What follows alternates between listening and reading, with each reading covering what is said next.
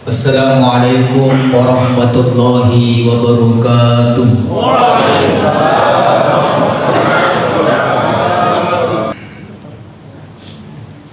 Bersyukur kita kepada Allah Subhanahu wa taala dengan mengucapkan kalimat alhamdulillahirabbil alamin. Bersalawat kita kepada Nabi Muhammad sallallahu alaihi wasallam. Allahumma sholli ala sayyidina Muhammad wa ala ali sayyidina Muhammad. Jemaah sekalian yang sama-sama dirahmati Allah Subhanahu wa taala. Tentunya yang kita harapkan pada kesempatan ini adalah keberkahan yang diturunkan oleh Allah kepada kita semua.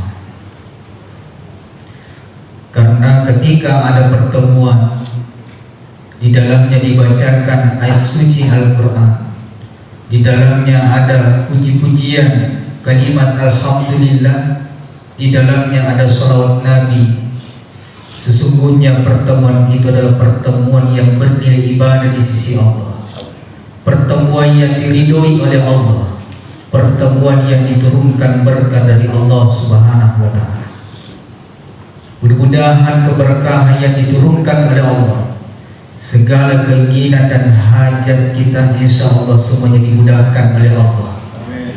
Segala masalah yang diturunkan oleh Allah, mudah-mudahan semuanya itu merupakan ujian, dan insya Allah akan datang pertolongan dan solusi dari Allah Subhanahu wa taala. Kenapa saya katakan keberkahan yang kita inginkan? Karena tentunya apa yang ingin saya sampaikan nantinya, saya paham betul di Polres Poni ini sangat luar biasa. Ada Kakanda Haji Rustam dari Asadia sama alma mater dengan kami, alhamdulillah. Meskipun kami hanya sebentar di Asadia, ada dai kita, banyak dai Polri, Polres Poni yang hadir tempat ini. Tetapi keberkahan yang kita inginkan, tema yang kami angkat pada kesempatan ini jemaah sekalian adalah tingkatan syukur kita kepada Allah. Cara kita bersyukur kepada Allah Subhanahu wa taala. Yang pertama ada yang disebut dengan asyukru bil lisan. Bersyukur dengan mengucapkan kalimat alhamdulillah.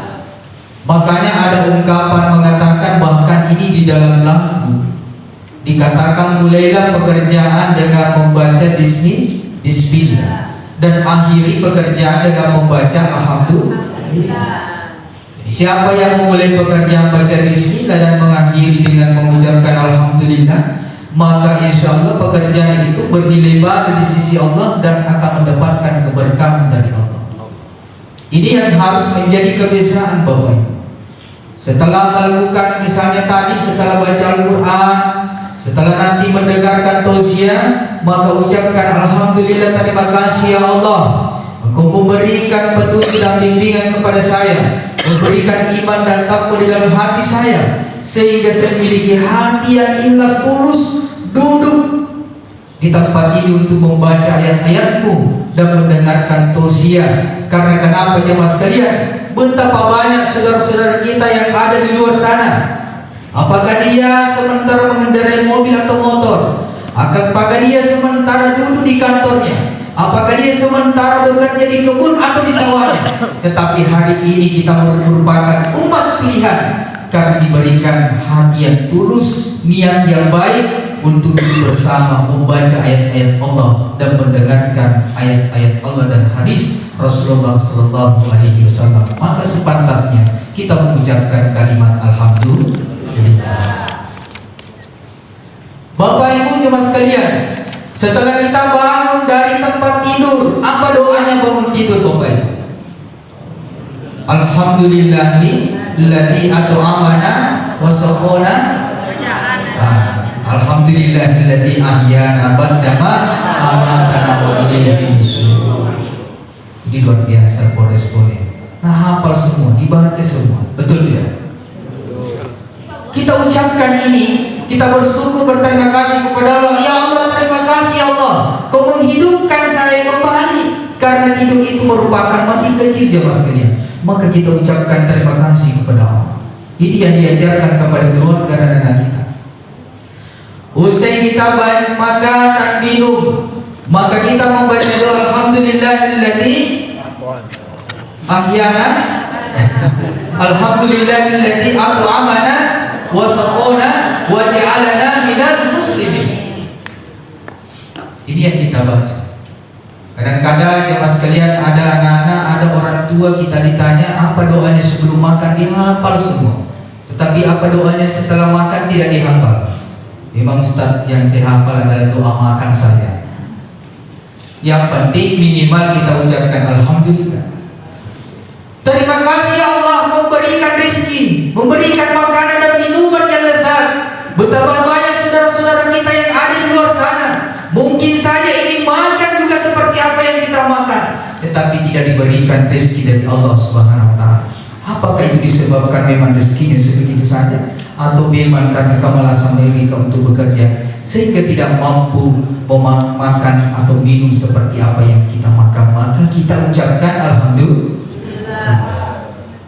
Jemaah sekalian yang dirahmati Allah, jadi bukan hanya mengucapkan kalimat alhamdulillah itu bukan hanya ketika ada kenikmatan yang diberikan oleh Allah. Karena kita yakin bahwa ketika kita selalu mensyukuri apa yang diberikan oleh Allah, maka Allah akan selalu menambahkan. Firman Allah di dalam Al-Quran surah Ibrahim ayat 7, la in syakartum la azidannakum wa la in kafartum inna adzabi lasyadid. Sesungguhnya ketika engkau bersyukur atas nikmat, kata Allah, saya akan menambahkan nikmat untuk kalian. Tetapi siapa yang kufur, ingkar, tidak bersyukuri, dia menganggap bahwa apa yang dimiliki itu adalah memang miliknya, namun ternyata apa yang kita miliki jemaah sekalian itu adalah milik Allah Subhanahu wa taala. Itu hanya merupakan titipan saja buat kita. Kalau ini yang kita hadirkan dalam diri kita jemaah sekalian dirahmati Allah, apapun profesi, apapun pekerjaan yang kita miliki, maka kita akan memperbaiki jemaah sekalian. Ada seorang pejabat, dia mengatakan, saya ini seorang pejabat, mungkin saja saya jarang datang di masjid sholat berjamaah, jarang membaca Al-Quran, jarang bersedekah, tetapi karena saya disibukkan dengan urusan pekerjaan, sekeliling Sulawesi Selatan, sekeliling di seluruh Indonesia, sehingga tidak ada waktu untuk baca Al-Quran, tidak ada waktu untuk bersedekah, tidak ada waktu untuk melakukan ibadah-ibadah sunnah.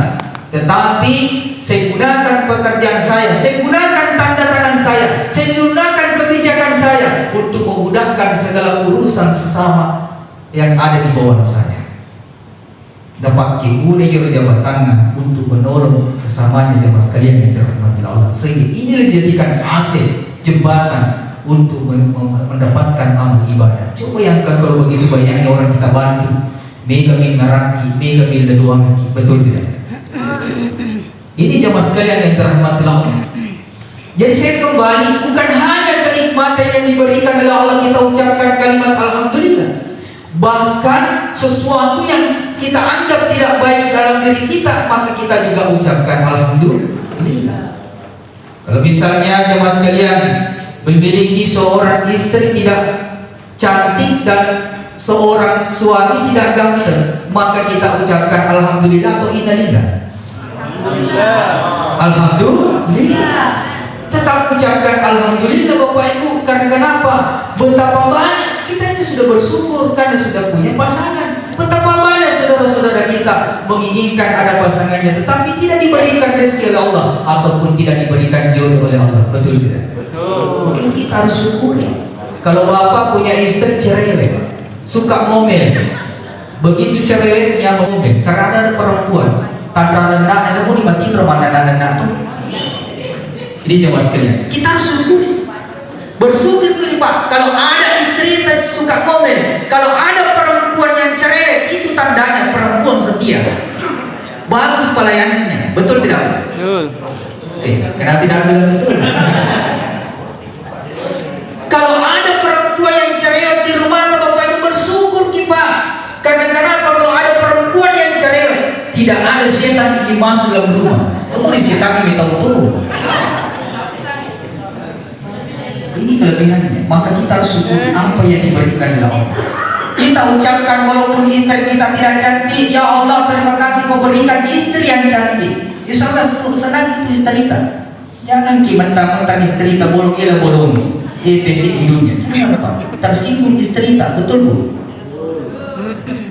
Kasih, bilang ki cantik, bilang ki baik. Karena buat apa cantik kalau hatinya tidak cantik? Itu yang kekal. Kecantikan itu hanya ada masanya Bapak Ibu. Tetapi kecantikan hati, akhlak itu adalah itu yang kekal. Inilah membuat kita tenang. Jadi jemaah sekalian yang dirahmati Allah Subhanahu wa taala. Makanya biarpun sesuatu yang tidak baik, karena firman Allah dalam Al-Qur'an, "Tolilah istrimu dengan baik."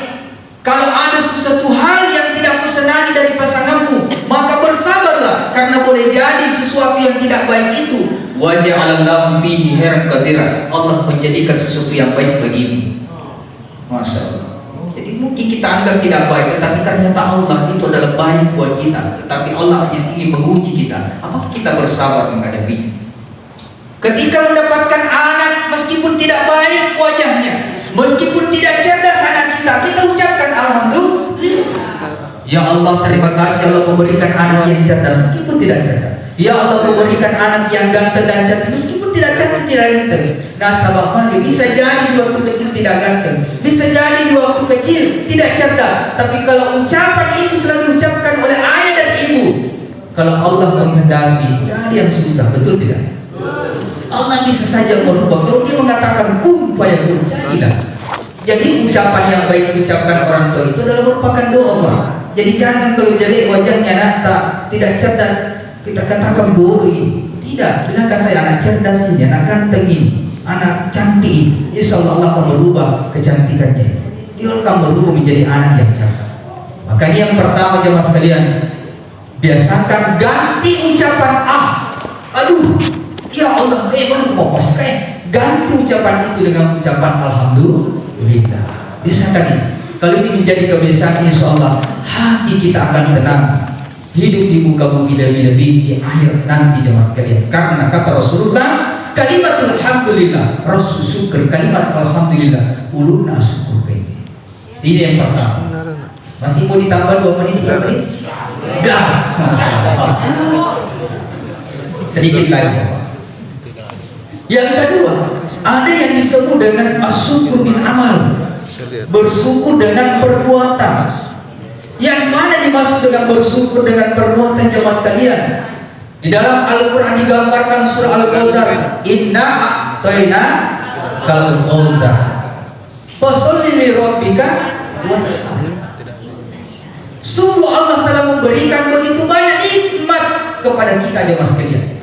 Coba bayangkan, ketika kita ingin mengukur atau menulis semua kenikmatan yang diturunkan yang diberikan oleh Allah, kata ulama kita Bapak Ibu, ketika kita ingin tulis catat semua kenikmatan yang diberikan oleh Allah, habis semua pepohonan air di muka bumi ini dijadikan sebagai pena, habis semua airnya lautan dijadikan sebagai tinta, habis semua dedaunan dijadikan sebagai kertas, tetapi tidak habis kita coba catat semua kenikmatan yang diberikan oleh Allah. Begitu banyaknya nikmat yang diberikan oleh Allah kepada kita semua, sehingga bentuk ucapan terima kasih kita kepada Allah, fasholli li rabbika, maka dirikan sholat untuk Tuhan. Jadi kalau ada orang hidup di muka bumi ini, diberikan umur, diberikan kesehatan, diberikan begitu banyak fasilitas, lantas kemudian tidak bersujud di hadapan Allah, berarti ini disebut orang yang kubur, tidak mau bersyukur nikmat Allah. Jadi mendirikan sholat Bapak Ibu adalah bentuk syukur kita kepada Allah. Orang yang rajin memberi, orang yang rajin membantu, itu merupakan syukur kepada Allah Subhanahu wa taala. Jabatan, harta yang diberikan oleh Allah itu merupakan titipan. Insya Allah ia benar guna jemaah sekalian kalau kita amalkan kepada sesama. Mari kita saling membantu dan saling memberi jemaah sekalian. Itu adalah merupakan syukur dengan perbuatan jemaah sekalian. Apa yang diberikan oleh Allah dijadikan semua pemberian Allah itu menjadikan Allah cinta kepada kita, Allah rindu kepada kita, Allah senang kepada kita. Insya Allah nantinya kita akan mendapatkan balasan dari Allah Subhanahu wa taala. Kan tadi Allah menjanjikan akan ditambahkan. Tapi kata guru kita, seorang perempuan, jangan terlalu mengatakan saya syukur sekali punya suami, karena kalau kita bersyukur nanti ditambahkan oleh Allah. Makanya jangan 100% kita cinta kepada Allah. Rasulullah makai suami istri itu adalah pemberian dari Allah, titipan oleh Allah, bukan milik kita Bapak Ibu. Sehingga suatu saat nanti dia meninggalkan kita, menangis wajar-wajar saja, tetapi kita relakan, kita akan ikhlas karena memang itu adalah bukan milik kita jemaah sekalian. Kalau ini yang kita hadirkan dalam hati diri kita jemaah sekalian, kalaupun hari ini kita jadi pejabat, esok hari jadi bawahan lagi, insyaallah hati kita akan tenang, tidak akan stres. Seandainya ia nampak dibuat dan cari-cari, insyaallah dia gak cari tahu masa hidayah. Asal ini dihadirkan bahwa ini adalah merupakan pemberian dari Allah. Hari ini saya tidak jadi pejabat, mungkin jadi kalau nilai-nilai menerima pengelolaan yang begitu timbang melebihi jabatan ini, betul tidak? Mudah-mudahan ada manfaatnya, lebih dan kurangnya mohon dimaafkan dari pohon kenikmat-nikmat lelifu. Jangan lalu kita kasih ramping di seampelo, rampi kak ribulan yang kurampi kiri kalau kue, sehingga kasih mata jalan dan kembali sengkris kupur lino, burung irian, burung cendrawasi. Cukup sekian dan terima kasih. Wabillahi taufiq wassalam. Wassalamualaikum warahmatullahi wabarakatuh. Alhamdulillahirabbil alamin. Nahmaduhu wa nasta'inu wa nastaghfiruh. Wa na'udzu billahi min syururi anfusina wa min sayyiati a'malina. May yahdihillahu fala mudilla lahu wa may yudlil fala hadiya lahu. Asyhadu an la ilaha illallah wahdahu la syarika lahu wa asyhadu para PNS dan seluruh hadirin yang insyaallah sama-sama dimuliakan oleh rahmatil Allah Subhanahu wa taala. Insyaallah kegiatan kita pada hari ini adalah kegiatan bin Rohtal tanggal 7 bulan 11 2024 yang akan membacakan surah Yasin insyaallah adalah Bribda Andika. Alhamdulillah beliau sekarang adalah salah satu personil Polres Dimas yang baru bergabung setelah merantau tempatnya jauh dari Buntucan. Kemudian selanjutnya yang akan membawakan ceramah, beliau sudah ada di tengah-tengah kita. Terima kasih Ustaz.